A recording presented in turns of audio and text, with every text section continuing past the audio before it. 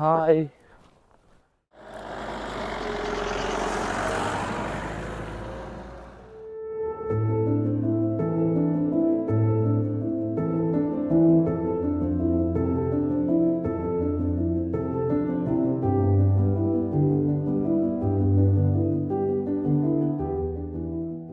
মেঘমার blog শুরু করার আগে একটা দারুণ জিনিস দেখতে পেয়েছি, আমি দেখাচ্ছি ব্যাক ক্যামেরায়।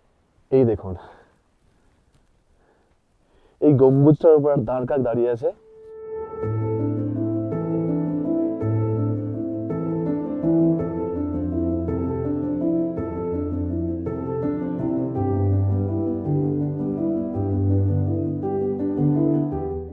Hello, good morning, welcome back to my channel, welcome back to another video. আজকে আমি শুরু করছি ডে 2 এবং আজকের ডে 2 তে থাকছে মেঘমা সংক্রান্ত সম্পূর্ণ বিবরণ। কোথায় থাকবেন, কি করবেন এবং কেমন করে ট্রেক করবেন। আজকে আমরা ট্রেক করে যাব। সামনে আছে আমাদের 6 কিলোমিটার রাস্তা। আমরা এইমাত্র চিত্রের হোমস্টে থেকে চিত্রকে বিদায় জানিয়ে মেঘমার উদ্দেশ্যে বেরোলাম। এখন বাজে ঘড়িতে 9টা 10। ওকে, আমাদের এখান থেকে একটু বেরোতে টাইম লেগে গেল, বিকজ আমরা যখন এই এসএসবি চেকপোস্টের থেকে পিছনে দেখা যাচ্ছে, এই যে ওখান থেকে যখন আগে আসছিলাম তখন আমাদের আটকা দিল, জাস্ট বিকজ আমাদের গাইড ছিল না তার জন্য। কিন্তু আমাদের যে হোমস্টের ওনার, তার সাথে কথা বলে আমরা, ইভেন এনাদের যে অফিসার ছিলেন উনি বললেন যেহেতু ইন্ডিয়ান আমরা, আগে তুমলিং পর্যন্ত আমাদের গাইড লাগবে না এবং সেটার জন্যই কথা বলে এবং কিছু ফর্মালিটিস করলে আমাদের ভ্যালিড ডকুমেন্টস দেখিয়ে এন্ট্রি করিয়ে আমরা আবার ট্রেকিং শুরু করলাম। তার জন্য প্রায় এখানে আধ ঘন্টা মতো সময় আমাদের কেটে গেল। সামনে আমাদের রাস্তা, কিন্তু গতকাল যেরকম রাস্তা আমাদের মাঝে মধ্যে জঙ্গলের ভিতরে ঢুকতে হচ্ছিল, এটা কিন্তু আমাদের এইবারে আজকে এই ভেহিকেল রুট বরাবরই কিন্তু আমাদের আগে 6 কিলোমিটার হেঁটে যেতে হবে। তো লেটস সি, কালকের মতো কিন্তু এই রাস্তায় তেমন খুব একটা বেশি মানে উঁচু খাড়াই স্ট্রিপ এতটা নেই। তো আশা করছি এই 6 কিলোমিটার রাস্তা কালকের থেকেও কম সময়ে পৌঁছে যাব। কালকে ছিল 3 কিলোমিটার রাস্তা, কিন্তু আমাদের টাইম লেগেছিল প্রায় 3.5 ঘন্টা। যেহেতু অনেকটা বেশি খাড়াই ছিল, আমরা কোনো ক্রমে, যেহেতু লাবণীও প্রথমবার নতুন ট্রেক করছে, তাই আমাদের একটু অসুবিধা হচ্ছিল। এই যে আজকেও আসছে, আজকে অন্য প্ল্যান করেছে, গুটি পায়ে, ছোট্ট ছোট্ট পায়ে যে ট্রেকের রুট, ট্রেকের নিয়ম, সেভাবেই ও আসবে আজকে। আজ সকালে কাঞ্চনজঙ্ঘার যে দারুণ দৃশ্য বিভিন্ন রকমভাবে দেখলাম। এক তো প্রথমে দেখলাম সকালবেলা হালকা ব্ল্যাক অ্যান্ড হোয়াইট, মানে যেহেতু তখন আমরা উঠেছিলাম 5:15-তে, আমরা সানরাইজ দেখার জন্য ছাদে গিয়ে অপেক্ষা করছিলাম এবং প্রথমে দেখলাম কাঞ্চনজঙ্ঘা কালোর মধ্যে, যেহেতু আলো কম ছিল, কালোর মধ্যে সাদা বরফ পড়ে আছে। আর ঠিক তারপরে যখন আস্তে আস্তে সূর্য ওঠা শুরু হলো, তখন একদম মাথার ওপরে এক চিলতে রোদ্দুর পড়লো, পুরো সিঁদুর রঙে রাঙা হয়ে গেল। তারপরে আস্তে আস্তে পুরো একদম গোটা রেঞ্জটা স্লিপিং বুদ্ধার গোল্ডেন কালারের হয়ে গেল। এবং এখন এই মুহূর্তে কিন্তু কাঞ্চনজঙ্ঘা দেখা যাচ্ছে না, অ্যাজ বিকজ এখন ওয়েদারটা একটু মেঘলা হয়ে গেছে। দেখি আমরা আগে গিয়ে ঠিক কোন জায়গায় গিয়ে কাঞ্চনজঙ্ঘা দেখতে পাই। সামনে এই যে ট্রেক রুট উঠে গেছে, কিন্তু আজকে আমরা ট্রেক রুট দিয়ে যাব না, যদিও ট্রেক রুট দিয়ে গেলে শর্টকাট হবে, বাট যেহেতু লাবণীর একটু বেশি কষ্ট হয়, তার জন্য আজকে আমরা ঠিক করেছি ভেহিকেল রুট দিয়েই যাব। যেহেতু এখানে ভেহিকেল রুট পুরোটাই ফাঁকা থাকে, মাঝে মধ্যে একটা দুটো করে গাড়ি আসে। ইয়ে 2017 সালে যখন এই রাস্তা দিয়ে আমি এসেছিলাম, তখন কিন্তু খুব সম্ভবত কংক্রিটের যে রাস্তা দেখতে পাচ্ছেন, এটা কিন্তু তখন ছিল না, তখন ছিল কিন্তু পাথরের রাস্তা। একটা কোনো পাতা জোগাড় করেছে, যেটা দেখতে ম্যাপেল পাতার মতো, ও বলছে ম্যাপেল পাতা। এই যে একটা ছোট্ট গাছ দেখেছেন, হলুদ রঙের দেখা যাচ্ছে, জুম করে দেখায়, এটা বলছে ম্যাপেল লিফ। এই যে হলুদ রঙেরটা, আবার নাকি ব্লুবেরি গাছও দেখতে পেয়েছে। কি কি গাছ দেখতে পাই, রোদের দেখা পেয়েছি অনেকক্ষণ পর। সূর্যি মামা আমাদের সাথ দিয়েছে, এই যে আমার ছাওয়া দেখা যাচ্ছে। এখানে একটু মেঘের খেলা দেখেছি আকাশে, দেখুন কি দ্রুত মেঘটা চেঞ্জ হচ্ছে।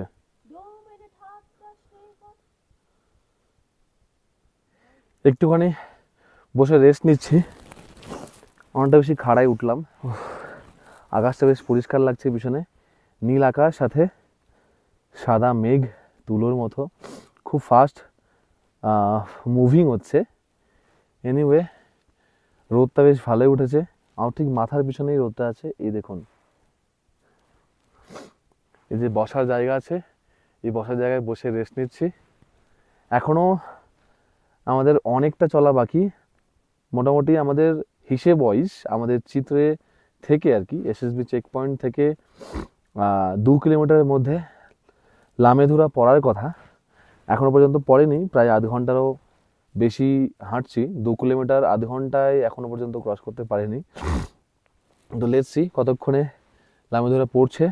এই রাস্তা দিয়ে যখন যাচ্ছি, নিচে দেখুন কতটা একদম খাত নেমে গেছে নিচে, আর সমস্ত ছোট ছোট সরু সরু ঝুড়ি বাঁশ গাছ। প্রায় অনেকটা চলে এসেছি, আমাদের খুব কাছেই পড়বে লামেধুরা। অজানা অচেনা পথ দিয়ে বিভিন্ন রকম রং বেরঙের ফুল ফল, অচেনা গাছ, এসব দেখতে দেখতে আমরা হেঁটে চলেছি মেঘমার পথে। কিন্তু হাঁটলাম প্রায় 1 ঘন্টার মতো, এখনও 2 কিলোমিটার এগাতে পারলাম না। বুঝতে পারছি না কি ব্যাপারটা আসলে। আগে এই যে ঘুর পথে ওটা ঘুরে যেতে হবে, তাই আমরা ট্রেক রুট ধরে শর্টকাটে ওঠার চেষ্টা করছি। সেই উপরে দেখা যাচ্ছে রাস্তা, কিন্তু ভেহিকেল রুট দিয়ে গেলে কিন্তু অনেকটা ঘুরতে হবে, তাই আমরা এই শর্টকাট রুটটা দেখছি।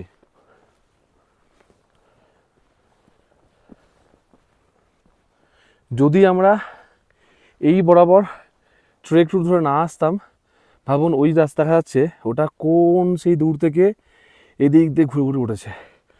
তার জায়গায় আমরা শর্টকাট এখান থেকে এলাম। একটু কষ্ট হলো বটে, বাট অনেকটা বেশি স্বস্তির।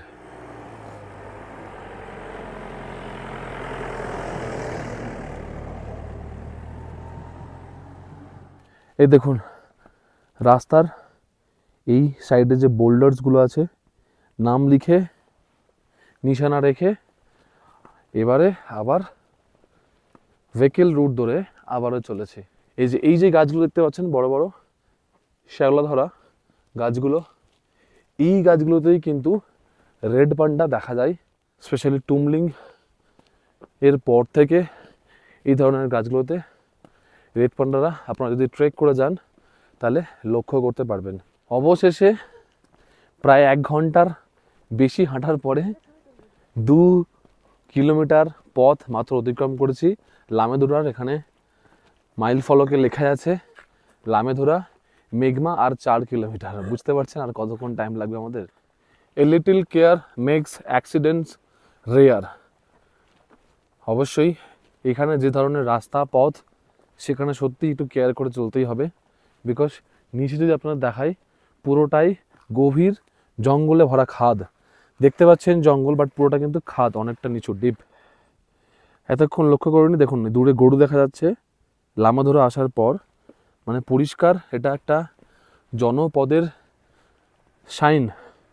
গরু আছে যেহেতু, লোকবসতিও আছে। ফাইনালি 1 ঘন্টা হাঁটার পরে 2 কিলোমিটার পথ অতিক্রম করে চলে এসেছি লামাধুরা। একটু আগে ওখানে সাইনবোর্ড দেখলাম লামাধুরা মাত্র 2 কিলোমিটার ছিল, কিন্তু যতটা হেঁটে এলাম আমরা মনে হলো যেন 5 থেকে 6 কিলোমিটার হেঁটে এলাম।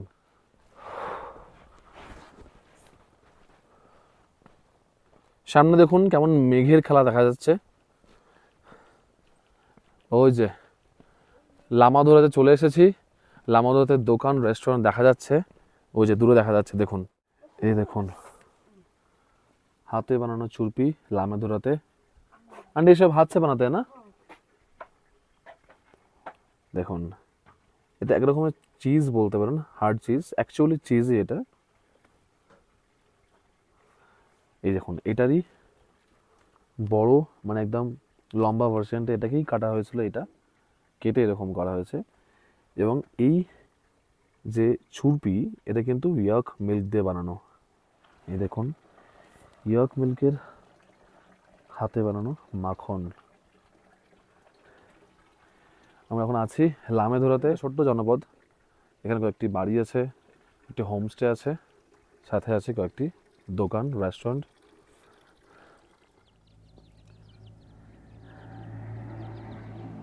ওকে, এখন আমরা লামাধুরা ছেড়ে আবার হাঁটাচলা করলাম। তো যেরকম বলছিলাম যে লামাধুরার ছোট্ট জনপদের পাশ থেকে হেঁটে যাচ্ছি, আছে কয়েকটি হোমস্টে, কয়েকটি রেস্টুরেন্টও। যারা লামাধুরায় হোল্ড করতে চান তাহলে তারা কিন্তু অতি সহজেই পারবে লামাধুরায় হোল্ড করতে। 3টে গরুকে দেখা যাচ্ছে। গরুগুলো কিন্তু ট্রেক করতে যায় না, দেখুন কতগুলো গরু আছে নিচে, একটা গরু ওপরে ওটা ঘাস খাচ্ছে। এখন গরুগুলো সেইখান থেকে নেমেছে, বা এই গরুগুলো মোস্ট প্রবলি এখানের এই যে লামাধুরার যে জনপদটা আছে সেখানকারই বাসিন্দাদের গরু। ভাবুন একবার, এখানকার গরুগুলো কিন্তু কলা কৌশল জানে। লামাধুরা ছেড়ে আরও 1 কিলোমিটার এগিয়ে এসেছি, ওপরে উঠছি ট্রেক রুট দিয়ে, জঙ্গলের ছোট জঙ্গলের রাস্তা দিয়ে। এটা অনেকটা বেশি উঁচুতে। যদি আমরা ভেহিকেল রুট দিয়ে আসতাম তাহলে কিন্তু অনেকটা বেশি ঘোরা পড়তো, তাই আমরা ট্রেক করে উঠছি। ওই যে নিচ বরাবর রাস্তা, কথা ওই হেঁটে আসছে এই সিঁড়ি ভেঙে, এই যে দেখা যাচ্ছে এখানে উঠবো। রাস্তায় আমাদের সাথে একটা দাজুর দেখা হয়ে গেছে, উনি টুমলিং পর্যন্ত যাবেন, তাই আমাদের মতো গাইডের মতোই কাজ করছে। উনি 9টার সময় মানেভঞ্জন থেকে হাঁটা শুরু করেছেন, এখন বাজে 12টা, সোয়া 12টা। উনি বুঝুন মানে লামাধুরা ছাড়িয়ে মেঘমা পৌঁছাবো এরকম অবস্থা। আর আমরা কালকে প্রায় 4 ঘন্টা টাইম লাগিয়েছিলাম চিত্তে পৌঁছাতে, ওখানে হোল্ডও করেছিলাম। ভাবুন তাহলে ওনারা কতটা স্ট্রং, ইভেন ওনারটা হেল্পফুলও। আমি বলছি বারবার ওনাকে যাতে ওনার লেট না হয়, ওনাকে একটু মানে যেহেতু উনি টুমলিং পর্যন্ত যাবেন তার জন্য বললাম উনি যাতে আমাদের জন্য ওয়েট না করে এগিয়ে যায়। কিন্তু উনি বললেন না, যখন যাচ্ছি সাথে একসাথেই যাবে গল্প করতে করতে। ভাবুন ফুল ফুল জায়গা। হ্যাঁ, এই যে রডোডান্ড্রনের গাছ সব পাতা শুকিয়ে গেছে, ঝরে যাবে, তারপরে সব ফুলগুলো ফুটবে। অনেকে বললাম এগিয়ে যেতে, চলে যাচ্ছেন। বিকজ আমরা অনেকটা থেমে থেমে যাচ্ছি, তো ওনার মানে উনি যাবেন টুমলিং পর্যন্ত, তো শুধু শুধু আমাদের জন্য ওনার অনেকটা লেট হয়ে যাবে, তার জন্য ওনাকে বললাম আপনি এগিয়ে যান। সামনে উনি বললেন একটা পুকুরি আছে, মানে পুকুর আছে, পন্ড, ওখানে ফটো তোলার জন্য খুব সুন্দর। তো এই জায়গাগুলো উনি বলছিলেন আর কি, একরকম অলমোস্ট একটু ছোটোখাটো গাইডের মতো কাজ করে দিলেন। যদি আমরা এপ্রিলে আসি, গুড়াস ফুল ফুটে থাকবে, লালি গুড়াস, যেটা রেড ব্লু দুটোই, তো তখন আরও সুন্দর দেখতে হবে। অবশ্যই এপ্রিল মাসে দারুণ ট্রেকিং হয়, কিন্তু এপ্রিল মাসেও কিন্তু সান্দাকফুতে বরফ পড়ে। গতবার যখন 2018-তে এসেছিলাম এপ্রিলে সান্দাকফু, তখন কিন্তু বরফ পড়েছিল। আবারও আমরা একটা ল্যান্ড রোভারের দেখা পেয়েছি, আইকনিক ল্যান্ড রোভার।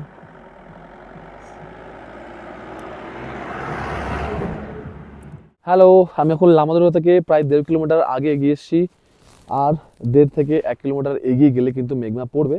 কিন্তু তার আগে এটা কালী পুকুরির মতো, যদিও এটা কালী পুকুরি নয়, বাট পুকুরের জল যেহেতু কালো, এবং এই পুকুরকে নেপালি ভাষায় পুকুরি বলে, এবং জলটা যেহেতু কালো সেরকম বললাম, সেজন্য দেখতে পুরো কালী পুকুরির মতোই লাগছে। ছোট্ট একটা জলধারা, এই যে ফুল কিছু দিয়ে চারদিকে সাজানো আছে সুন্দর, এবং এই যে ফ্ল্যাগ অবশ্যই সেটা একটা গডের শাইন অবশ্যই দেয়। পাশাপাশি আমি দেখাবো এই যে এইখানে এই জিনিসটা আছে, কাঠ কয়লায় জ্বলা কিছু বাতি আর কি। তো দেখুন জিনিসটা কত সুন্দর অপূর্ব লাগছে।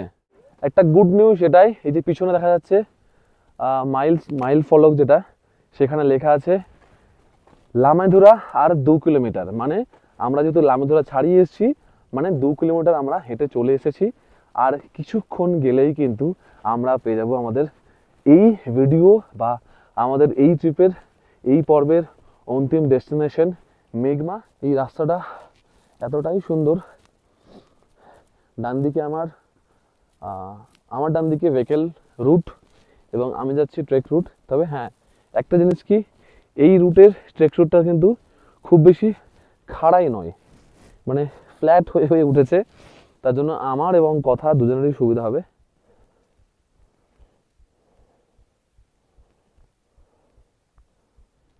প্রায় 10 মিনিটের বেশি হয়ে গেল আমরা এই ট্রেক রুট দিয়ে হাঁটছি। এর আগে কিন্তু মানে চিত্র থেকে মেঘমা আসছি আজকে, এই গেল 2 ঘন্টায় কিন্তু কোনো রকম এত বড় ট্রেক রুট পাইনি। এটা হলো সবথেকে বড় ট্রেক রুট, যেটা এখনও শেষ হয়নি, জানি না ঠিক কোনখানে গিয়ে শেষ হয়েছে।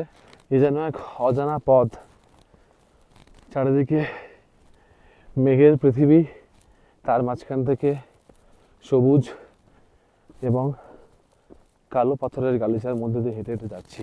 মেঘের মধ্যে দিয়ে হেঁটে চলেছি। মেঘমা আর মাত্র কিছুক্ষণ, আর 700 মিটারের মধ্যেই পড়বে মেঘমা। মেঘমার যে নাম, কেন এরকম মেঘমা, এই দেখেই বুঝতে পারছেন মেঘের যে খেলা, সেই জন্যই। এই দেখুন, এতক্ষণ পরে range officer forest Tonglu, Darjeeling forest division, তার তরফ থেকে এবং গভর্নমেন্ট অফ ওয়েস্ট বেঙ্গল তরফ থেকে একটা সাইনবোর্ড দেখলাম, যাতে লেখা আছে রেড পান্ডা হ্যাবিটেট, মানে ফাইনালি আমরা রেড পান্ডার দেশে এন্ট্রি করেছি। মেঘেদের খেলা, কিন্তু মেঘমা এসে গেছি তার জানান দিয়ে দিচ্ছে। আমরা ফাইনালি মেঘমা এসএসবি ক্যাম্পে চলে এসেছি। ফাইনালি আমরা পৌঁছে গেছি মেঘমা। 2600 মিটার ওপরে এই এসএসবির ক্যাম্প থেকে আমার চেক ইন করে আমরা এখন এই মেঘমা মনেস্ট্রির উদ্দেশ্যে যাচ্ছি। Let's go. এই হলো মেঘমা মনেস্ট্রি, যেখানে বন্ধ। এইদিকে দুটো রাস্তা ডিভাইড হয়ে যাচ্ছে, একটা যাচ্ছে নেপালের দিকে আর এটা যাচ্ছে সোজা India. Finally we found our homestay. Let's see, আমি এখন ডাউটে আছি এটাই আমাদের হোমস্টে নাকি। হ্যালো,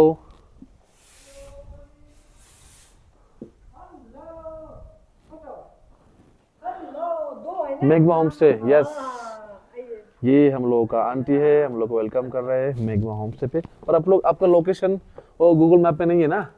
हम आपका जो ये लोकेशन है ना, वो गूगल मैप पे तो दिया हुआ नहीं है। बेटी को पूछिए ना। अच्छा अच्छा, नहीं है ना, इसीलिए हम लोग थोड़ा मतलब ये घबरा गए थे, कहाँ गए। तो फाइनली চলে এসেছি আমাদের হোমস্টে। ওয়াও, দারুণ। ঠিক যেমনটা বললাম, আমরা আমাদের হোমস্টেতে চলে এসেছি।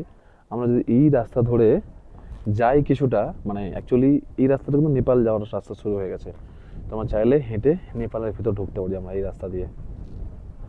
আমরা এতক্ষণ ছিলাম নিচে, এই সিঁড়ি দিয়ে উপরে উঠলাম আমাদের হোমস্টের ভিতরে। এখান থেকে কিন্তু এইরকম সুন্দর কাঞ্চনজঙ্ঘার ভিউ দেখা যায়, দেখতেই পাচ্ছেন, দেওয়া আছে দেওয়ালে। আমরা কিন্তু ফাইনালি এই দেখুন, ছোট্ট হলেও কিন্তু দেখে মনে হচ্ছে এটা কিন্তু সেই একটা প্রফেশনাল হোটেলের মতো। আমাদের রুমটা জাস্ট দেখিয়ে দিই, আমাদের রুম নাম্বার হলো 8। ছোট্ট রুম কিন্তু দারুণ ছিমছাম। এই হলো আমাদের রুম, ছোট্ট রুম, টেন্ট টাইপ। এই দেখুন, দারুণ, সাথে এই ছোট্ট অ্যাটাচ টয়লেট। ওয়াও। वहाँ से उधर है ना, उधर भी आती है तो होटल।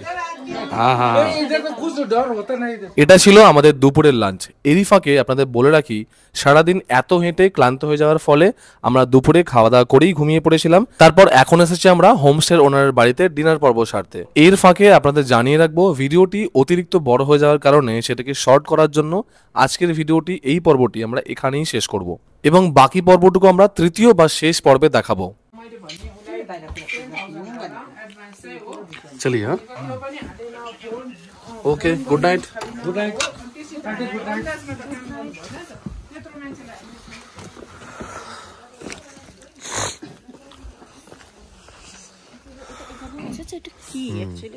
अच्छा, ये जो है ना, ये किस चीज के लिए बनता है? मंत्र है ना, ओम माने पे में ये हाँ हाँ, वो ठीक है, बट ये आप लोग का मोहल्ले में रहता है, किस चीज के लिए रहता है आप लोग का? ये धर्म के लिए। अच्छा अच्छा, जैसे हम लोग का मंदिर वगैरह रहता है, चक्कर मारता है ना, हाँ, एक बार धर्म देता है, इसे चक्कर मारता अच्छा,